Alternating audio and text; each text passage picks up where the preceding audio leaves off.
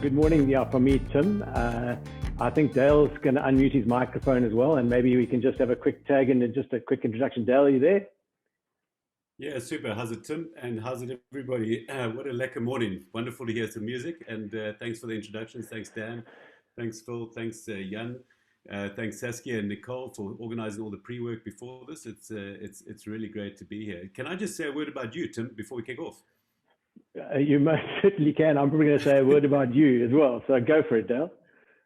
Okay, so Tim is somewhat understated in that CV, but I mean he's a very successful entrepreneur coming from a strong business background, and we've worked together on a couple of projects, and this is a great opportunity for us to collaborate again.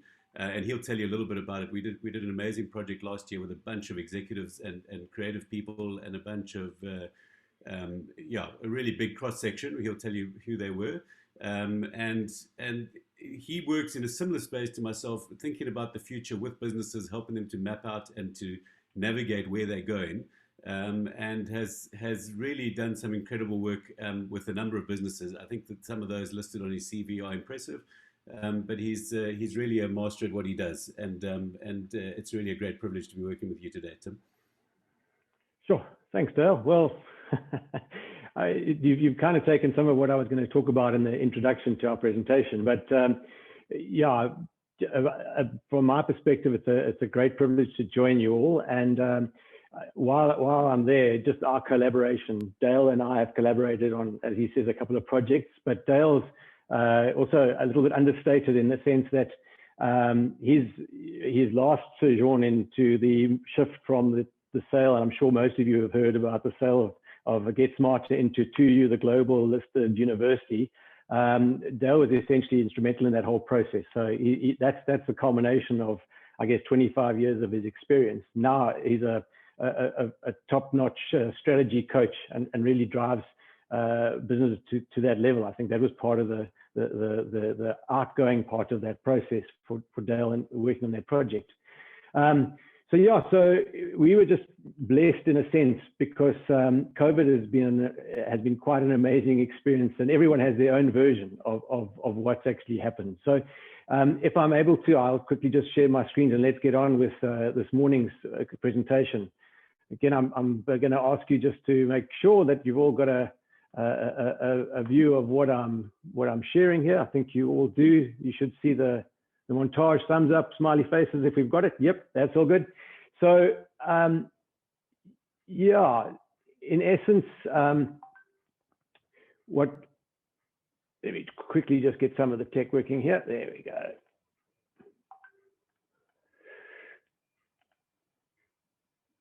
Let's get into essentially how Dale and I started really talking about scenarios more. And really, I think the whole world, our world in South Africa, but the whole world during the course of 2020 has a defining moment as relates to the impact of COVID-19. And for me, the 28th of March will go down in my history as South Africa's first day AC, which is the first day after COVID. And really what that boiled down to was a business that I had 10 years been building around scenario learning and strategy facilitation with executives in boardrooms. The last word of that sentence is essentially, the point is that it was all in boardrooms. So from lockdown, the government in South Africa essentially shut me down. So I had a scenario that I faced on the 29th, which is essentially, so where to from here? And some really amazing things happened as a consequence of that. And one of the things in my history, I'd done some work studying around the Monfleur scenarios. And the Monfleur scenarios were what South Africa would look like in 2002, so 2002, when thought about in 1992, around the change of South Africa from the past into the new democracy. So we all were enabled with WhatsApp, and as a result of that, I started talking to a few people, and one of the people that I was very fortunate to talk to was Dale. And Dale and I had a few chats, and he said, hey, what's happening? Let's have a coffee. And quite quickly after that, we started talking about scenarios. Now, we didn't quote it in Dale's bio, but right up in the beginning, Dale had done a master's in scenario learning.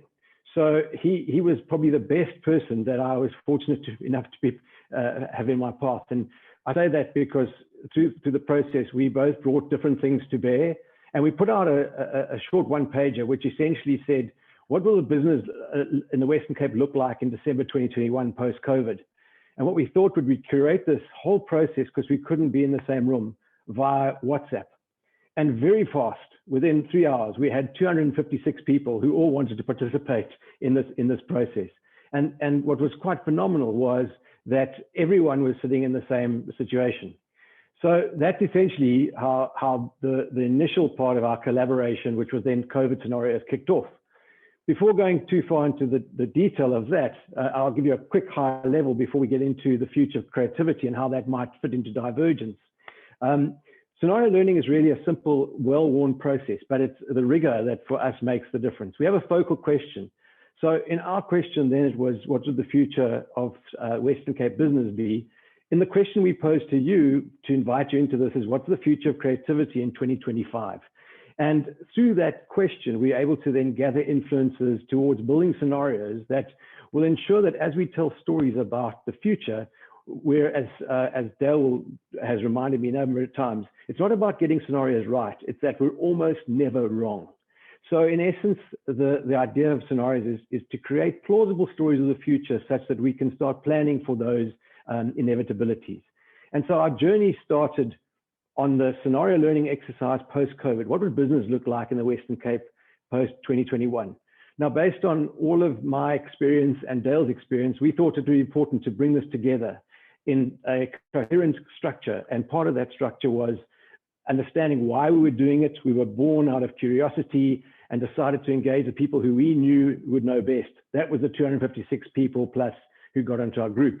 A set of values underlined what we did. It was all about making sure that we would engage. We'd be prepared to really go out there and be on the edge, be uncomfortable aiming high, and be prepared to get it wrong, but to own it. And as a result, we'd leave things a little bit better than we found them.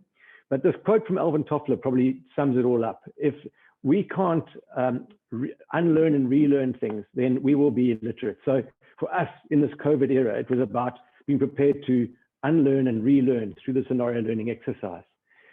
In terms of the process, it was really inviting people 1 to 2 hours of their time to contribute. And we used a survey, just like we invited you to use, to develop some data. And the survey was a little bit more detailed than your survey. I'm not going to go into that in any great detail, other than to say that we came out with just over 1,800 data points across essentially what's the PESTLE framework, the political, economic, legislative, societal, technological, and environmental frameworks.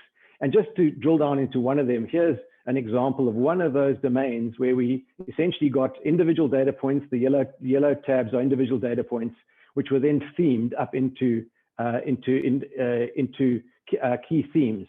And as you can tell, we went through that in all of the different domains. And the big challenge was then to bring it all together to essentially identify what would be meta themes. And I know I might have made you a little bit dizzy there, but in essence, what we've got is the essence of our work, which was taking all those themes and then arranging them into meta themes, which you could then ask our groups to prioritize in terms of importance and impact on the future of the Western Cape business. And you'll see that coming through in the scenarios that we work with on the future of creativity.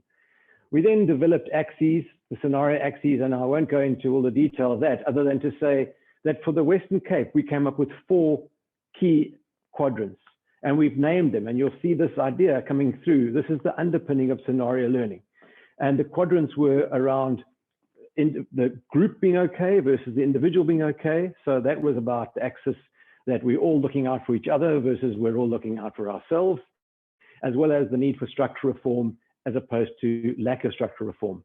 And really, this is not the purposes of today. This is just to say there's the rigor in the background of what we did in our collaboration. And so you might ask the question, so what? Why do we do this? The reason we do this is so that we can prepare, as I said, for uncertain futures. And we can consolidate and develop an understanding of where we need to think about as we go forward and grow. So that just gives you a little bit of context as to what we were talking about there. Let's talk about now the future of creativity. And so I'm going to hand over to Dale in a minute to talk through that. The future of creativity, we asked you a questionnaire and we got some responders. What's exciting to know is that we had 58 people who were going to be in the session and 24 of them came back to us. And of those 24, we can calculate that we had 300 plus years of creative experience in the group. 65% spend more than 50% of their time in the creative space, and the majority of them are entrepreneurs, leaders, or owners of the organization. So we believe you've got a pretty qualified group of people who can participate in this building of our scenarios of the future creativity, which will hopefully guide some of those divergent futures that we're going to be talking about. So on that, I'm going to pass the screen over and the microphone to my colleague Dale. Dale, and you'll take us through the work that we did there. Super, Tim, thanks very much. And what's unique about this, I guess, is that we're using data from yourselves in order to create these scenarios. So these are your view of the uncertainty in the future of creativity. And so what I'd encourage you to do is to think about, as I'm going through and giving you back your own data and kind of telling you what you've said, and then we've formed it and we've perceived and navigated it into a place where we can actually tell stories about it, is to think for yourself, where will I be in this story? Like, if this is the story of how creativity plays out between now and 2025, where will I be? How will it impact me? In what way? Everybody here in this room has got some link into creativity, whether it's a primary part of your role, or it's a part of your role, or it's an aspirational part of your role. You all have a link to creativity, and hopefully this gives you some food for thought in terms of how you navigate the next years. So let's get into this. The question we asked was, what does creativity look like in 2025? The real benefit we have is that great minds think differently. So we get this pooling of knowledge from all of you that we've now distilled into scenarios. So let's just take a sense and go, what are scenarios? You could interchange scenarios and stories. We really are telling stories about the future. That's what we're doing. And the earliest mention of scenarios, that's exactly what the person who really invented the modern idea of did, a man by the name of Herman Kahn. So Stuart Brand, who's the founder of the Long Now Foundation, he talks about scenarios, and he says it's about forming a convergent thinking about divergent futures. So think about that for a second. Convergent, we want to hone in and tell a specific story about very divergent futures. And as Tim mentioned earlier, we're not looking to be right. We're not trying to predict the future, but we're trying to cover our options and describe them well so we can challenge our mental models so that we're not wrong, so that we've at least not surprised. We don't wake up in 2023 going, wow, I never thought of that. So at the very least today, I hope you walk out here in about half an hour, an hour's time, and you've got some food for thought going, wow, I wonder what I would do in that situation or in that scenario. So a little bit of the background, it goes all the way back to 1962. I mentioned Herman Kahn. The history of scenarios is quite easy to look up. I don't need to take you through that in slides, but it's fascinating in a way in that it influenced major things like the Cold War. Probably Herman Kahn was one of the main thinkers about the US approach to the Cold War, this big standoff between the US and the United States about nuclear weapons. It's influenced Shell significantly. It catapulted Shell from being the laggard in the competitive profitability amongst the big oil companies to the top, just because they used scenarios to navigate the future and to think about how they're going to do the future. And in South Africa, it's been fascinating. Tim mentioned Monfleur, but some of you might have heard Clem Sunter talk. He's been a friend and a mentor to me. He helped us last year with our Western Cape scenarios. He helped me when I did my thesis. South Africa has really been influenced by scenarios. Those Monfleur scenarios that we spoke about. Trevor Manuel, I was fortunate to meet him and chat to him about it. And he says he could close his eyes and he can remember those scenarios today. So that name and the stories that were told at Monfleur, he can remember.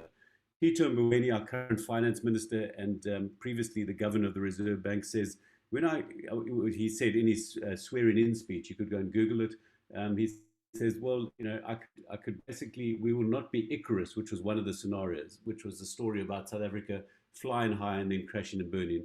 And F.W. de Klerk, who also saw the Monfleur scenario, says, we will not be an ostrich, which was also the name of one of the scenarios. So I'm hoping that out of today's session, some of the names of the scenarios will stick with you in a similar way and shape and help you to think more critically about creativity in the future. So scenarios are stories about the future. but the purpose is to make better decisions in the present. And that's really what we're going to do with the data you've provided us. We asked the question, what's uncertain? What are you unsure about in terms of creativity in the next years? We've distilled that down. This is what it looked like in our case. So we pulled that together. We took all the data points. We distilled that into a funnel, and we said, right, what are the themes? These are the themes that we've picked out. And we've now worked with those themes, and we've come up with two big uncertainties. The two big uncertainties that we think, based on the data you've given us, facing creativity, are the question about openness, and this is about openness of society, openness of businesses, sharing, working together, collaborating, openness, and I'll put a little bit more meat on that in a minute, and technology. So what happens with technology in the future? Does it become more distributed? Does it open up? Does it give us, or does it, is there lots of collaboration, or does it become very narrow and controlled and centrally controlled? And I'll explain that in a few minutes. But first, let me tell you the stories. So the stories are the different views of what could happen between now and 2025. Very open to questions as we go through. So if anybody has any questions, you're very welcome to just pop them into the chat, and Tim will watch out for them while I'm talking, and I'll watch out while Tim's talking. So you're very welcome to ask questions as we go through. So let's go into the first story. The first story we have called Frustrated. And this is a story about creativity squandered. And what I mean by that is, if we take a step back and we go, I can remember being a young boy, and Dan, you pointed out, we probably, when we were young boys, it was quite a long time before your parents even had a glint in their eye. So I remember sitting as a young boy thinking, wow, I would love to be connected to the world. And my version of connected to the world was to have a telephone on my desk and a ham radio. Now, both of those you probably need to Google, because not many people have landlines anymore and rotary telephones. But that was the picture I had in my mind, and a ham radio, which was this two-way radio that people could speak. But that was the extent of the technologies in the 80s, 70s, 80s. If you think what's happened in the meantime, it's amazing. We've got cell phones, and we can connect with anybody anywhere in the world, send a WhatsApp to a friend anywhere, anytime. We can keep up with people. We've got fiber connecting our houses. We've got 5G connecting our streets. But actually, what have we done with it? We've built social media and fake news, and we've kind of got this world where technology is used to spread information, a lot of which, when we get a WhatsApp from our friend telling about the latest thing about COVID, we have to triple check it on Snopes to see, is it true or not? And the best we've got really from a creativity point of view is these huge behemoth social media companies that control a lot of us, and have to post things in our newsfeed saying, if you really want to be my friend, copy and paste this, so we can kind of, hack the AI that's deciding which friends we're going to see. And this is a story about the future being more of the same. So it's saying the technology is amazing. It is distributed. It allows us to do all these things, but actually the creativity is not brilliant. We end up in a situation where a lot of the technology is used for these fairly banal kind of things. We're not really using it to solve big world problems. So let's have a look at what some of that could look like specifically. The first is that we see a big uprise in China. WeChat actually takes on Facebook, and the world becomes, we end up we spent the last 4 years hearing what Trump did on a daily basis. We now hear what the two biggest social media companies do on a daily basis. Blockchain, which we've seen a lot of movement on in the last year, particularly the last 3 or 4 months, actually spend a lot of their effort and time on building social media and transforming social media so social media works better. And fake news becomes kind of mainstream, that everything we read anywhere, even the BBC, we have to decide, is it true or not? And we end up in this situation where, like, there's so much promise of what innovation could be and what we could be doing, but we've got our heads down and we thinking about things just in the way that they've worked in the past, and we don't really take a leap forward. And so this is the scenario of Frustrated, and those are some of the key things that might happen that would indicate that we're on to this scenario of Frustrated. So that's the first story. It's not a brilliant story from a creativity point of view. It is probably, as its name says, a little bit frustrating. There's so much potential, but we just actually don't get there. All right, so then let's go to the second story. The second story is Strangled. It sounds even worse, doesn't it? So this is about creativity constrained. And what happens here is that basically, to fix some of these things about these huge behemoth companies getting more and more power from technology, governments decide they need to step in. And they step in and they decide, we've got to regulate this, we've got to put more controls all around it. And they do this by regulating, firstly, the social media companies, limiting what they can do, breaking the companies up so that they have to operate as separate units. forcing them to be more transparent in what they're doing. Specifically, some of the things happening in the whole cryptocurrency space get regulated and much more tightly controlled. And this creates a stranglehold on the technology. So we end up in the situation where things are very controlled, and technology actually starts to take a step backwards. All the promise of what it could be doesn't actually materialize. So we see some things. We see some of the signs would be Bitcoin crashes composed down into the cents. Unfortunately, we're all sitting here and we're online because we'd love to be in a meeting, but we can't because of COVID-19. But actually, COVID resurges, and it doesn't resurge so much exactly in the same way, but it resurges in these little outbreaks around the world with different variants. It's a constant game of whack-a-mole, trying to find vaccines to put out these new COVID 20, 21, 22, and 100 other different names. And it's regional and citywide, and different places in the world are popping up. And COVID becomes a way of life. We live with it forever. 2024 is to see Donald Trump getting re-elected as the president, and doubling down on his America First, excuse my language, stuff the rest of the world, everything's about us, we're going to fight for ourselves, and overly controlling. And now, even emboldened because he's back, he comes back and he controls things even more. And we see China using the technology very cleverly. And this was some of the points that people mentioned in terms of rise of China and a different power dynamic in the world. That was some of the data that you guys gave us. And we see that as maybe China, which they've already announced, using the blockchain for their own currency. So they use the technology, but in a very controlling, autocratic way, which is the way. So this is the strangled scenario, the second of our 4 scenarios. And those are some of the things that we would see. And you could almost, save the slide and think about it when you're sitting in 23 and 24. You could go, if these things happen, then we're probably on the road to the strangled scenario. All right. So that sounds, we started on definitely the more darker side of the scenarios. Let's start working our way through what are some of the possibilities on the other side. And the first scenario on this end we've called paint by numbers. And this is where governments and countries, the governments and companies actually start to vie for control. And we see this already with some things. So we see in Australia saying that Facebook can't publish news, and there's a big fight going on, a legal fight. And Facebook said, okay, we'll switch off all the news feeds in Australia. This happened last week. And we see these tussles between companies and countries between each other, and companies between each other. And there's this fighting. And what happens is, there is creativity, but it's a very defined creativity. It's not creativity in the sense of an openness and expansiveness and the kind of environment that really encourages new things to be found. It's done in a very controlled way, which is why we've called it paint by numbers. It's a paint by numbers where we literally get told what to do, how the pieces fit together, very controlling. The technology and what we do with the technology is very interesting. And it creates all sorts of new things in our world, which become very competitive. So, for example, let's look at some of the things that might happen. The International Space Station shuts down because there's no longer cooperation, but Tesla takes it over. And this is SpaceX takes it over. And this is Elon Musk's Tesla being launched into space. So you suddenly get privatization of space, which, if you go back a quarter of a century, was very much a government initiative because it was for the good of everybody. Now it becomes a private initiative for the good of commercial interest. And, we want to colonize Mars, so let's own space. And how do we own space? We actually take property, etc. Other thing that happens is there's a tremendous amount of hacking, an upsurge in hacking. So Russia has always been fairly dominant, as has America, in their hacking. But this steps up to a whole new level of hacking between countries, trying to interfere with elections, trying to fight and get people into a stronger position.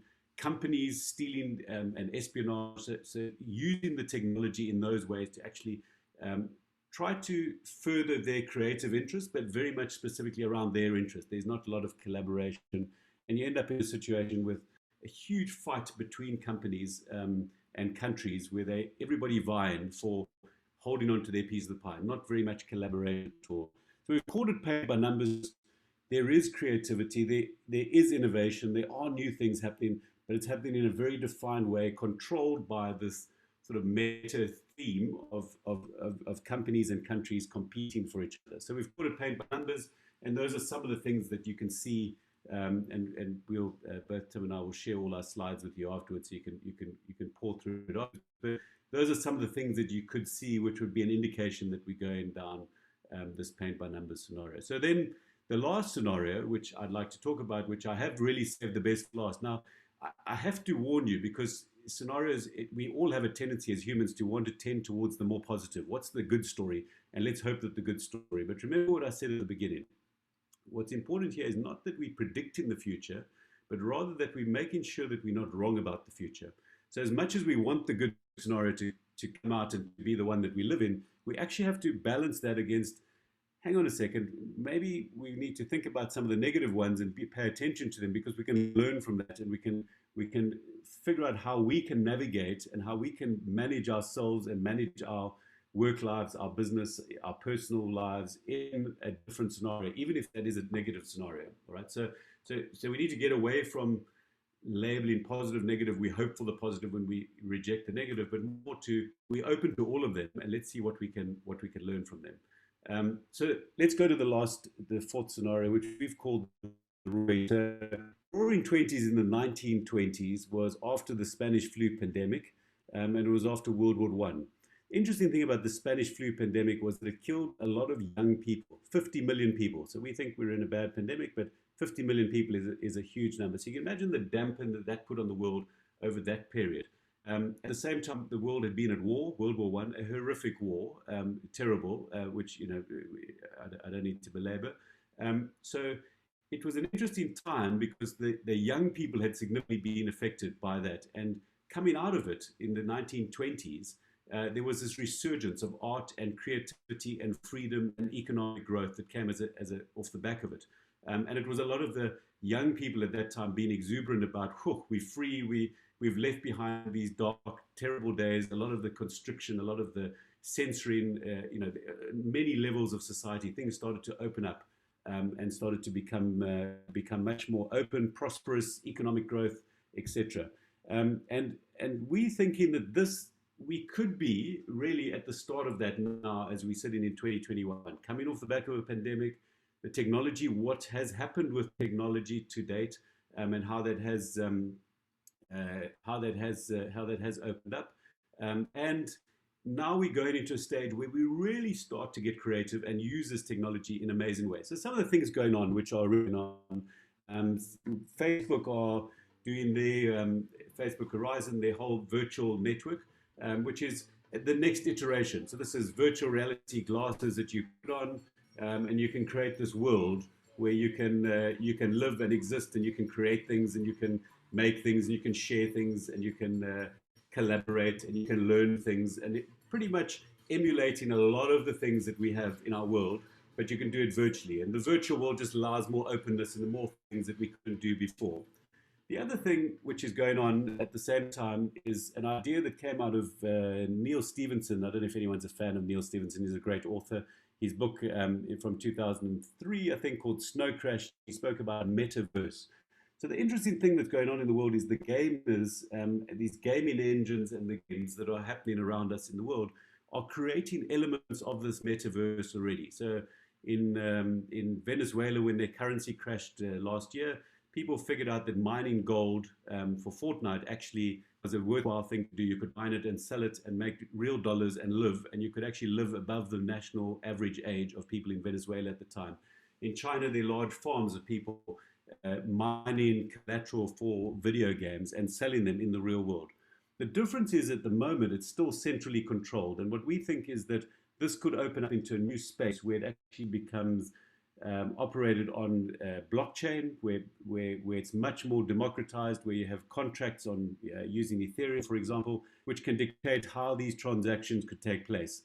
And people could start to spend more and more time in this virtual world. You might have seen this in December, an artist by the name of Beeple. This was a day after the arts started selling. 582,000, actually ended up to be 3.6 million. It was the largest art sale. Non-fungible tokens, which is basically a deed of sale for a piece of digital collateral, which in this case was art.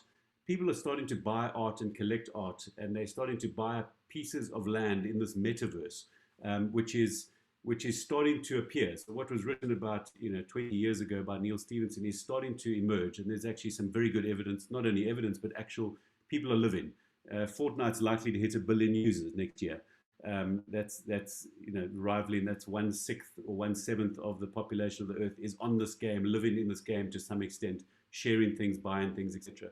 And that, while that might sound frightening and scary, you can imagine what it could open up in terms of creativity when people can be unhinged or unencumbered in any way in terms of what they are able to create. So I could go on. As you can hear, it's an interest area of mine, and it's something which is very exciting. The scenario we've called is the Roaring Twenties, and I've labeled there some of the things that could happen. Ethereum 2.0 launches seamlessly, which changes the whole world in terms of how blockchain works and what is possible with it. A metaverse protocol is published. There's a standard which gets agreed so that all these virtual worlds actually start interacting with each other. They're happening at the moment, but they're happening somewhat separately. So a protocol is published which pulls things together. Sotheby's reports in 2024 that actually they sell more art digitally than they sell in the real world. All right. And as we sit here in a Zoom call, having a meeting, which we would have probably thought unimaginable, why wouldn't we just get together? You can imagine the move into the digital world could really be plausible. And cancer is cured by a 6,000 person scientific team that's formed this year. And they take what they've learned from COVID and they apply it to cancer, and they work on it over the next years, and they collaborate in a way never seen before using some of these virtual worlds. I don't know if you saw Critical Hospital this week. They did operations, spine operations, collaborating. Doctors wearing virtual reality headsets, so all the doctors around the world could sit and stand and comment on the operation and help on the operation as if they were in the room, but they were in rooms all around the world. So this is already happening in a way, and this is the scenario we call the Roaring Twenties. It's the catalyst for something incredibly positive, incredibly exciting from a creativity world perspective, and it opens up possibility in terms of living between both the analog real world that we live in day to day, but also the digital world. So the logic of them sits together like this. As I said, there's the two axes as we've put it together is the openness of society, development of technology, and those are the descriptors we've got for each of those four scenarios. So what do you need to take away from this? I said at the beginning, and just as I close, I said at the beginning that you need to think about this for yourself. So for each of these four scenarios, you need to think, what would I do in that scenario? How would it affect me? How would it affect my creativity? And here are some specific things, because these are obviously divergent views of what the world could look like, quite starkly different, some quite positive, some somewhere in the middle, some very negative. For each of these divergent scenarios, what is it that you need to do from a creativity point of view? So the first thing is challenge your mental models. We all have mental models of the world. We all believe the world works in a particular way. And hopefully, when you think and engage with these scenarios, you might challenge some of your mental models and think differently about how you see the world. Not that they're good or bad, but just to think about them differently. Secondly, you need to consider all the different factors, all right? And they're multiple. There's psychological, social, economic, culture, etc. There's many different factors. So there's a way to think through all the different pieces. And then tell your creative story. So that's what I've said is like, well, how does this affect you? What would your story be when the backdrop is one of the scenarios? And the last thing is identify your blind spots. This is a great exercise to do with friends, to talk through, wow, these guys presented these scenarios. What do you think would happen? What would you do? What would I do? What do you think? How do you think I would? Explore it with somebody who can help you to identify what you're missing. That's what I mean by blind spots. So I'm going to wrap it there. I'm going to step one back just so you've got the scenarios up on the screen and open up. If there are any questions, then very keen to hear what they are. Well, there's no questions, a couple of comments in the chat, but no specific questions. So maybe I'll just pass it back to you. If there are any specific questions, and make an open mic, and we'll be guided by Philip and the hosts of Creative Mornings as to how much time we still have. Yeah, I guess if we're wrapping it up in the next 5 to 10 minutes, it would be good. 100%. Sorry, that was Dan. Was that Dan? I think it was Dan. That was full. All right, super. Cool. I did spit in my head. Thanks, Anita. I guess that's the idea. You can probably tell from I'm a little bit animated, and Tim. I mean, we've had ideas spinning in our head as we got your data and we digested it and thought about it. We're like, wow, imagine that, imagine that. And this technique is just interesting because it gives an opportunity to actually structure it in a way to think about it in a coherent story. Any other comments? And if I can just add, Dale, I mean, I think one of the things coming into this, and part of the reason we the opportunity to talk about Divergent is that that's the kind of dots joined in reverse now, because hopefully, if anything, we've shown through the process of scenario learning that actually we essentially have underlined the topic of today, which is we've created 4 plausible stories of the future for creativity in 2025. And so in essence, we don't have to call it out. You be the judge, you decide which is your Divergent future, or more importantly, which one, and again, I'm guilty as charged because I'm saying choose a scenario. The truth is, like Stuart Brand always says, is we're looking at all of the possible opportunities so that we'll be almost never wrong. I see something coming up in the chat. And yeah, I was about to say. Hi, Yeah. and so I'm working in a healthcare field, so maybe different to everyone else on this call, I'm assuming. But just, just looking back at the previous year and how so I'll just call it Tim. I'm the acting CEO at Red Cross War Memorial Children's Hospital.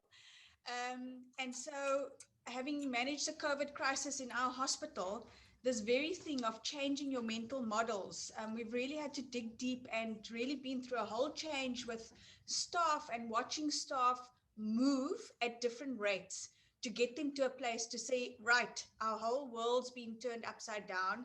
How do we carry on trying to think at things from a different angle, trying to still deliver excellent patient care, but doing things differently, and also working in a government sector hospital, things are done in a particular way and having to challenge that. So I think we at Red Cross have had the opportunity to work with our Children's Hospital Trust and other partners where it's more possible than at other facilities, but we really had to challenge our mental model.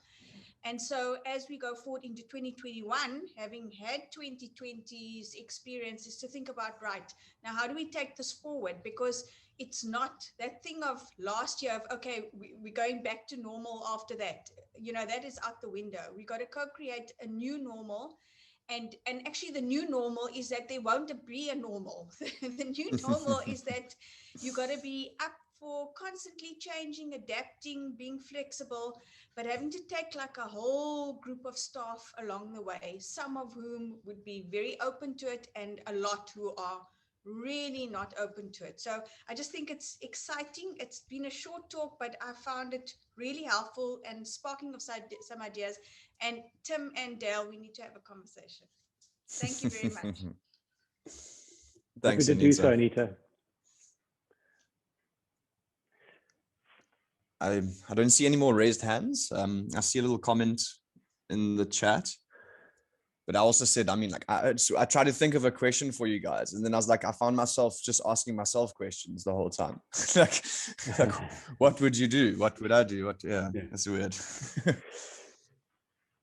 Perhaps just to build on that, Dan, I think one of the things, and Dale, in terms of the work that he does as a strategy coach, scenarios is a key part of what he does, because scenarios can talk to the globe. They can talk to nation states, they can talk to organizations, to teams, right down to individuals. And the work that I do, although it's not exactly aligned to Dale's, is that organizations or countries don't change, people don't change. But people only change if leaders change. So ultimately, the kind of conversation that Anita has just brought into this room is that conversation, is because we have to liberate our minds to divergent creativity. And what's interesting is when you say to someone, let's talk about creativity, there's you have a sense of, well, that's my perspective, but creativity isn't in the domain of necessarily art. It's exactly. It's across the board. In fact, sorry, Sue just asked me if she'd like some help.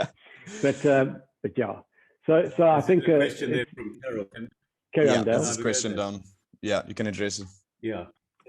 So Carol just asked, how do you approach people, spaces, work, etc., who don't have a value for collaboration? So I guess we find this all the time, and sometimes it's obvious where people are very anti, and sometimes it's much more subtle. But my best, what we're talking about here, and it's built a little bit what Tim was saying, is that people change, and people change through leadership. But it really boils down to individuals, and we've got to find what's the next small little step that somebody can take, because that's how, as adults, that's how we change. As kids, we make big leaps of change all the time.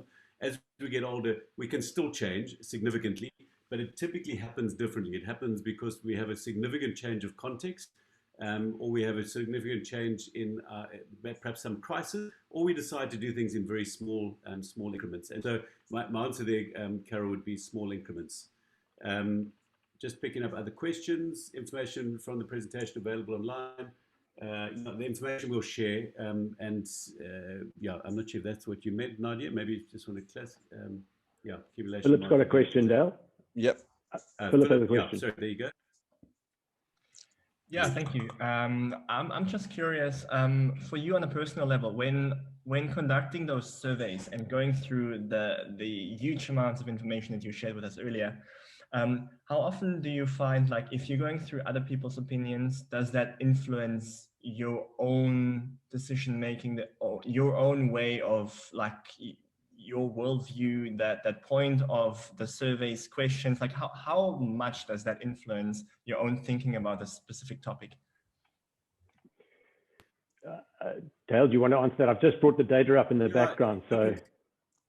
Yeah, look, it's all, what we're dealing with is always our own perceptions of the world, and there's a lot of bias. So if you read people like Kahneman, and you understand we are all biased in many different ways. We're actually emotional beings. We think we're much more rational than we are. So we are always influenced, but there are some things you can do to manage that, and part of that is, which is why Tim and I did this together, is collaboration helps a lot, to have somebody to second guess and to think and to check your thinking. So we presented to each other and said, this is what I'm thinking, what are you thinking? And then we distilled it into something, because on our own, we are always biased. So you do get affected by other people. And what's beautiful about the process, though, is that it's kind of a journey, because you get into it and you start to explore.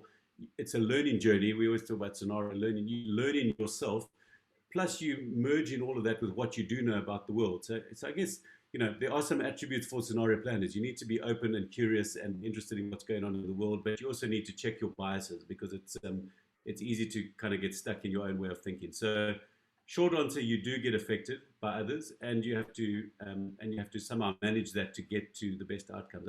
Tim, I don't know if you want to add on to that. Yeah, Dale, I think I maybe just bear with me. Yeah, the point to add, sorry, I just thought, I wondered if I was on mute and did my 2020 standard line. You're on mute. The point to add is that for me, the process, the rigor in the process, to come back to the specific question, is you obviously bring in bias, to Dale's point. But this is underpinned by a concept in academia called grounded theory development. So it's constant comparison. And so there isn't, just like scenarios, there isn't one way that's always right. And I think, but through the comparisons, you're developing themes that are emerging. That means that you're almost never wrong. So in essence, in the process, and then you apply other philosophical underpinnings like Pareto, which is 80-20. In 20% of the time, you're going to get 80% of the outcome. So this process of generating the data, and the rigor comes from the fact that it's not Dale and Tim's version. It's actually the people that are in this room. So the 24 people, we're actually just curators of your data. And as you'll see, that's why I wanted to bring this up, is that the people here will see their points that are on this. So it's very difficult for us to, in a sense, manipulate or manipulate the process, because it's your data.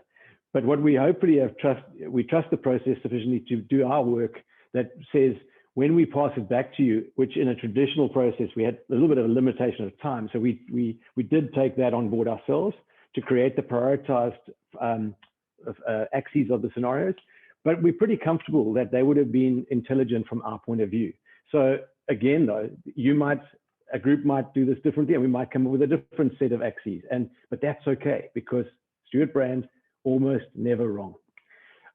Philip, I'm aware that we don't want to run too much out of time, and Dale, welcome. So I'll give it back to you. Where are we? So I think Nasset, maybe we can end off just with Nasset's comment, and then pretty much we can go from there. I'll just have a quick word and thank you guys again, but maybe Nasset can have a last comment, and then we can close from there. Cool. if you So want this to. is more of just a comment, and I suppose it's me just thinking out loud. As we mentioned, by virtue of being human, we do have these blind spots. So kind of considering scenarios in an unbiased format is almost impossible. And I think that was quite clear when COVID happened, and it showed how grossly unprepared countries and governments were in dealing with this pandemic, because they have planned for these scenarios. This is nothing new. These scenarios were planned for decades ago, yet we weren't able to kind of mitigate the consequences. So I'm just more curious about how AI will come into play and how machine learning on human behavior will ultimately kind of predetermine actionable scenarios as opposed to our human input in a way. But having said that, creativity, I think, is always something that is innately human, and it's creative problem solving that can guide a scenario as well. So I think there will still be that human footprint. But yeah, it's just more of a comment and me just thinking out loud. Awesome. I don't know if you guys want to say anything to that. No, All great good, all comments. good. Thank you. Awesome. Awesome. Other than just to say thank you so much for inviting us to participate today, and it's been a huge amount of fun. So thank you so very much. Tim and Dale, it has, like you said, it's been super awesome. One of the most interesting talks I've actually had to experience, like getting the audience to be a part of the talk and how your talk is framed was super interesting for me. And I hope it was for everyone else. We won't just close the room. We'll let everyone kind of slowly drift their way out. You guys can leave whenever you want, but a big thank you, everyone. Enjoy your weekends. Happy Friday. Yeah, and let's enjoy it. Thank you. Cheers, guys. Thanks so much. Thanks, Thank you, Dan. everyone. It was wonderful. Cool. Thanks, Dale. Thanks, everyone. Cheers. Cool. Good weekend. Cheers. Cheers.